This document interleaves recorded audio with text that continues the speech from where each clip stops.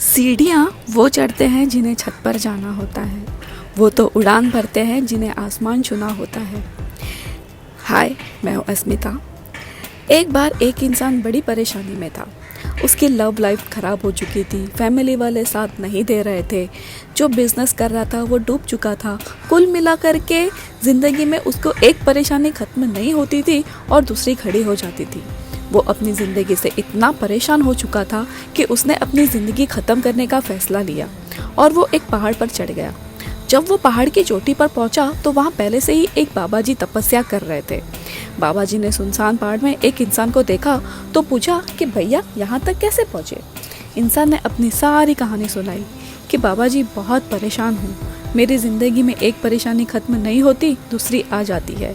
बाबा जी ने कहा कि इन परेशानियों का एक सॉल्यूशन है।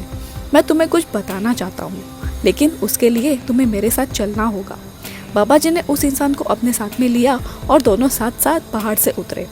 उसके बाद गुजर रहे थे, गुजरते गुजरते रेगिस्तान आ गया। रेगिस्तान में एक ऊँटों का व्यापारी था जो कि ऊँटों के साथ वहाँ रुका हुआ था। बाबा जी ने कहा कि आज शाम हम यहीं रुकेंगे और साथ में यहीं विश्राम करेंगे और कल सुबह यहाँ से जाएंगे। जैसे रात हुई, सोने का वक्त हुआ, तो बाबा जी ने उस इंसान को अपने पास में बुलाया और बोले कि देखो, ऐसी बात है, ये जो व्यापारी है परेशान है, बीमार है, तो मैं ये नहीं चाहता कि उसकी नींद खराब हो। तुम आज रात में जब तक सारे ऊँट नहीं सो जाते तब तक जगते रहना और जैसे ही ऊँट सो जाए उसके बाद तुम सो जाना। तो इतना सा काम तुम्हें आज करना है। उस इंसान ने कहा ठीक है, बाबा जी कह रहे हैं तो हो सकता है शायद इसमें कोई बात छुपी हो। रात बीत गई। अगली सुबह बाबा जी उस इंसान के पास पहुँचे और पूछे कि भैया नींद बरोबर से आई। उसने बोला, अरे कहाँ नींद आई, यहाँ एक ऊँट सोता दूसरा खड़ा हो जाता। पूरी रात उन्होंने परेशान किया है, मुझे नींद ही नहीं आई। बाबा जी ने कहा, यही तो बात मैं तुम्हें समझाना चाहता हूँ। इस ज़िंदगी में एक परेशानी ख़त्म होती है तो दूसरी आ जाती है, दूसरी ख़त्म होती है तो तीसरी आ जाती है, आती ही रहती है। परेशानियों का डटकर मुकाबला करना होगा। अगर तुम वो नहीं कर पाए तो ज़िंदगी में हमेशा हर पल हर लम्हा परेशान रहोगे।